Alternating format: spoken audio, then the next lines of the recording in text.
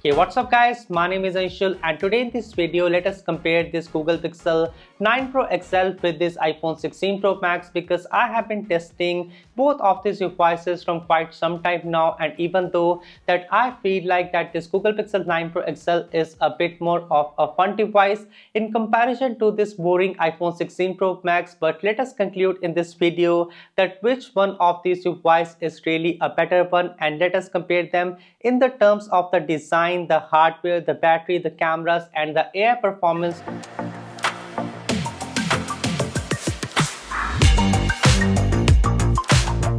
But now first, let us talk about the design on this Google Pixel 9 Pro XL versus what we have got on this iPhone 16 Pro Max for this year. And this is one category that I generally do not talk a lot about in a lot of my videos. But for this year, I feel like that this Google Pixel 9 Pro XL, it is a bit more like this iPhone 16 Pro Max because it is a bit more boxy. It is a bit more wider, just like what we have on this iPhone 16 Pro Max. In fact, the dimensions on this Google Pixel 9 Pro XL is a lot similar as well, because this Google Pixel 9 Pro XL, it is a 6.4 into 3 into 0.3 inches device, whereas this iPhone 16 Pro Max has got these dimensions of 6.42 into 3.06 into 0.32 inches, which is not a lot of difference. Or I would say that this device is a bit more like what we had got on the iPhone 15 Pro Max from the last year, because we have got a 0.1 inches of increase on this iPhone 16 Pro Max versus the last year,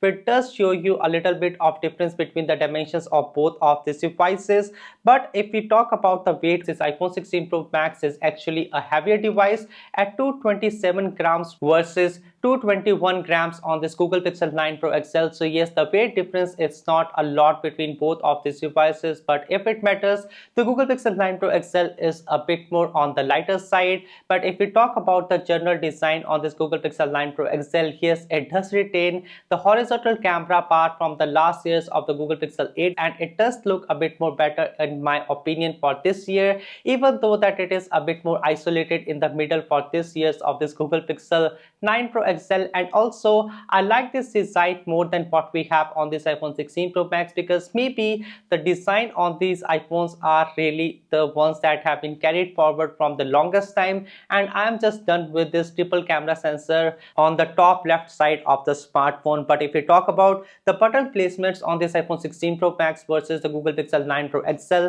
I would again say that this Google Pixel 9 Pro XL is a bit more of a cleaner device. And as you can see that this Google smartphone has just got these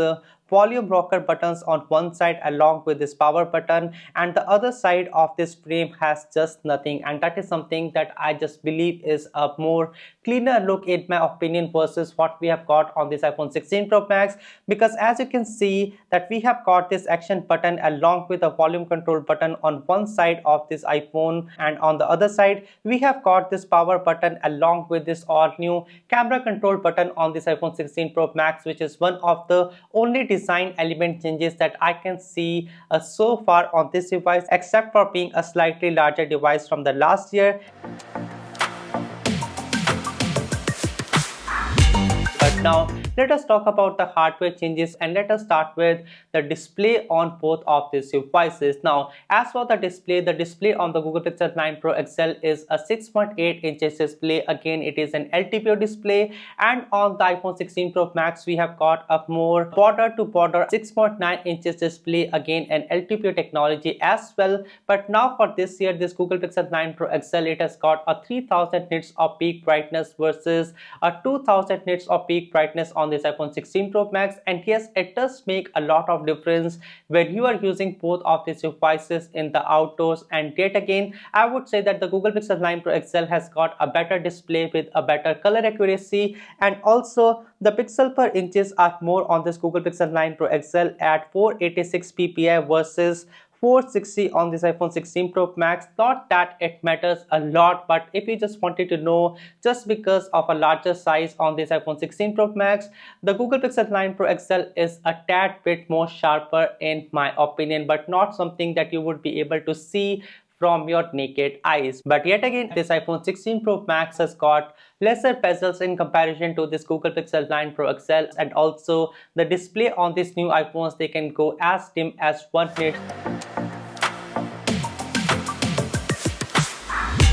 But now let us talk about the chip and the performance on both of these devices. And this is one thing, or I would say this is one place where this Google Pixel 9 Pro XL, it does really fall off very far in comparison to what we have on this iPhone 16 Pro Max, because this G4 Tensor chip on this all new Google Pixel 9 Pro XL, it is not much very different from what we had on the Google Pixel 6 series from some years now. And that is something that is not good to say, because this iPhone 16 Pro Max, if we compare this against this Google Pixel 9 Pro XL, the benchmark difference is just a lot. And that is just not all, because even in day-to-day performance, you would feel like that this Google Pixel 9 Pro XL is really one of the slower device. And in fact, there were a few cases when even when I was trying to change the wallpaper on this Google Pixel 9 Pro XL, it would take more than 1 minute to just apply that one wallpaper on this all the Google Pixel 9 Pro XL. And that is something that I would not just expect from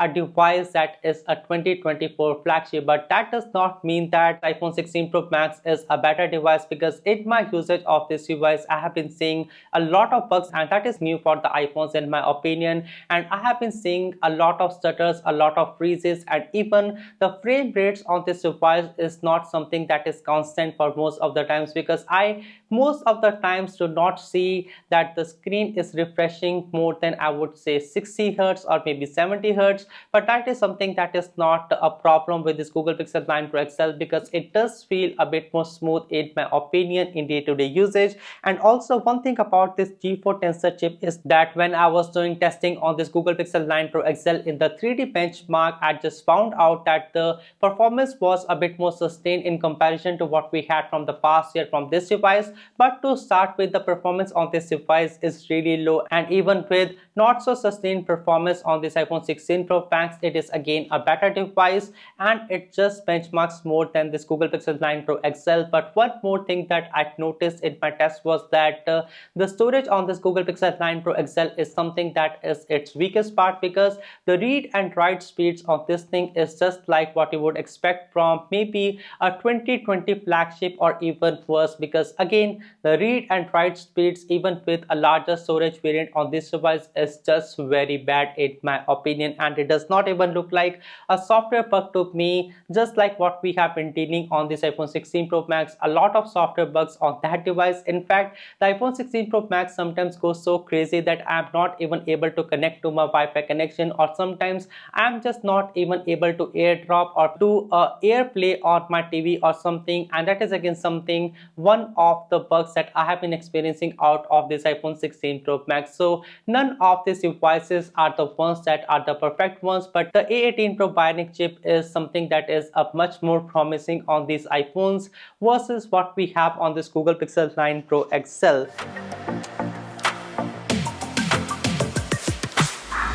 But now to the battery and the charging on these devices, because this is one thing where I feel like that this iPhone 16 Pro Max is better than what we had from the last year. And even though that there are no official numbers that what is really the wired charging on this iPhone 16 Pro Max, I am able to get about 37 watt of fast charging, which is better than the one that we had from the last year. But if we compare it with this Google Pixel 9 Pro XL, the Pixel 9 Pro, I am able to get above 28 watt of charging, or maybe most of the times 25 watt of charging on this device, even though it is supposed to charge faster than this thing over here. But if we talk about the screen on time on both of these devices, I would say both of them are really good, and you would be having still some charge left on these devices when you end your day. Mostly I get about 6 hours plus of screen on time on this Google Pixel 9 Pro XL, with still like 20% of battery left on my device. And if I talk about this iPhone,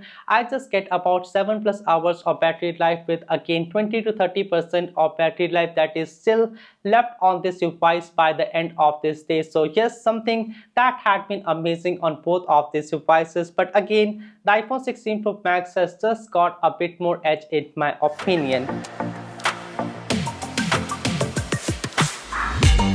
But now let us talk about the cameras, because this is one thing where both of this Google Pixel 9 Pro XL and the iPhone 16 Pro Max, they do really shine for this year. And even though that we have seen a lot of improvements on this iPhone 16 Pro Max, and we have also got this camera control button on this iPhone 16 series, I would still say that this Google Pixel 9 Pro XL is still a better camera in my opinion, because if we take any kind of raw photograph from this Google Pixel 9 Pro XL, you will see that the images are not a bit more flat like what you see on this iPhone 16 Pro Max. But if you play with this camera control button and the D-pad option on this all new iPhone 16 Pro Max, you would actually get to see better results in my opinion. But again, you just need to play a lot with the settings on this iPhone 16 Pro Max to be able to get a shot that you are really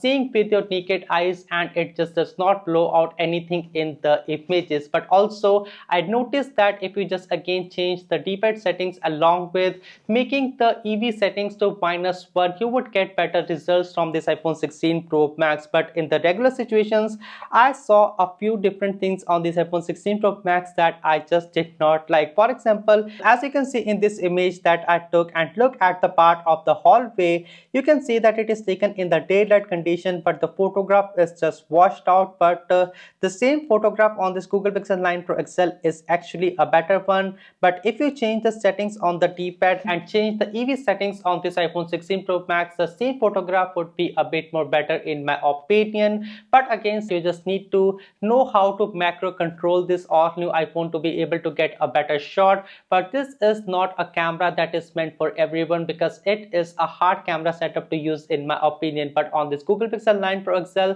I would say there is a bit more edge, because again, the HDR is a bit more better on this Google Pixel 9 Pro XL. And also in the low light photography, I found out that this Google Pixel 9 Pro XL, it does actually perform better in comparison to this iPhone 16 Pro Max. And maybe that is because of a larger aperture on the camera sensor that we have got on this Google Pixel 9 Pro XL. But if you look closely on this Google Pixel 9 Pro XL, we have got a 50 megapixel main camera sensor along with a 48 megapixel ultra wide camera sensor, and also a 5x telephoto camera sensor that is again a 48 megapixel one for this year. And that does answer a lot of questions that why the quality of the photographs is a bit more better from all the three camera sensors on this Google Pixel 9 Pro XL versus this iPhone 16 Pro Max. Because again, we have got a 48 megapixel main camera sensor on this iPhone 16 Pro Max, but this time again with the same sensor shift to technology as what we saw with the iPhone 15 Pro Max.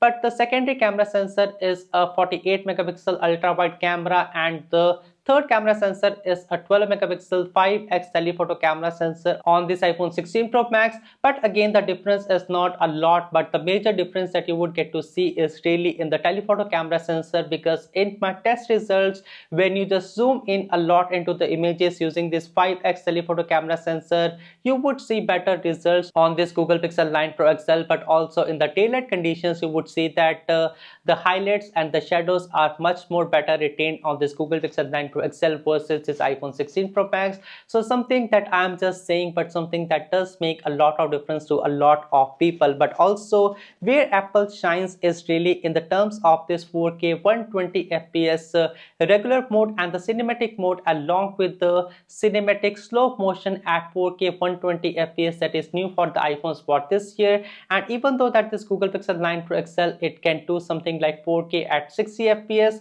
it can still not do 4K at 120 fps. And if it could, I would think so that it would be one of the best features of the Google Pixel 9 Pro XL. But where Google Pixel 9 Pro XL really excels is that it would be able to give you an 8K recording on this device, and that is something that is not standard by default on this Google Pixel 9 Pro XL. The way it is able to achieve is that it is using this video boost feature to send the video to the cloud to upscale the video and get down the results that are the upscaled 8K version of the same video. But again, the idea is cool, and I just love the way that this is implemented, and what you're getting out of this Google Pixel 9 Pro XL in some ways is a bit more better than what you have got on this iPhone 16 Pro Max. So yes, I would say that the cameras on this Google Pixel 9 Pro XL are really the main key selling points of this smartphone. And even though that the iPhone 16 Pro Max, it does not have the best out of the box camera, I would say that the cameras on this iPhone 16 Pro Max are not too bad either.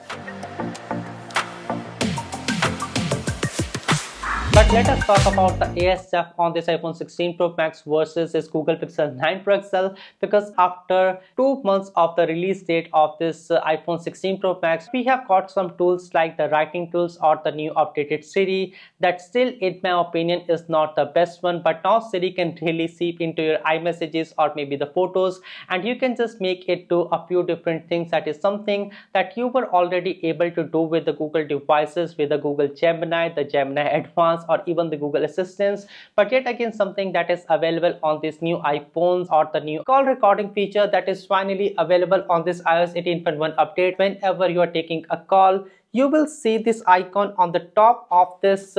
iPhone screen, and once you tap onto this option, it will say a prompt in about 3 seconds, and once those 3 seconds are elapsed, you and the other person on the call will be able to hear that the call is being recorded. It is like giving a consent to the other person. You will see that there is a small waveform that will be on the top of the call to know that yes, the call is being recorded at the same time. And once you end the call, it will display a pop-up that says that view the recorded call, and that is where you will see that it will take you to the notes application on your iPhone, and that is basically where you will be able to find all the calls that have been recorded in the past. There is another feature that I was particularly excited about on this iOS 18.1 update. It was the email summary feature, and this is something that I have not seen on the other smartphones that are there in the market, just like the Pixel 9 Pro and the 9 Pro XL and the Samsung Galaxy S24 Ultra. And this is one feature that is available on this iOS 18.1 update, and this is one of the most useful feature because you do not have to read each and every email,